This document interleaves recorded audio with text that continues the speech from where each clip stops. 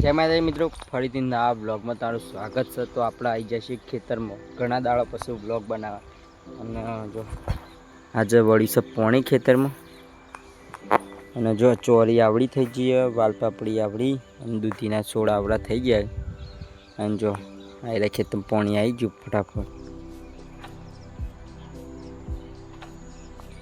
બ્લોગમાં બનાવી રહેજો, બતાવશું આગળ।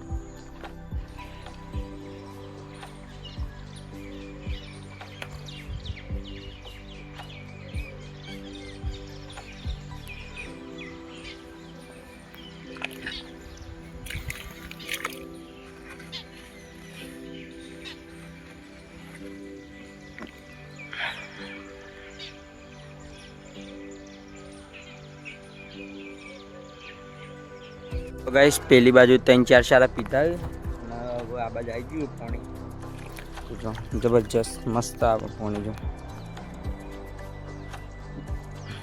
લીલું લીલું લીલું દેખાય આખા ખેતરમાં, મજા હી કુછ ઓર હે। જો આ બાજુ દૂધીના છોડ આવડા થઈ ગયા।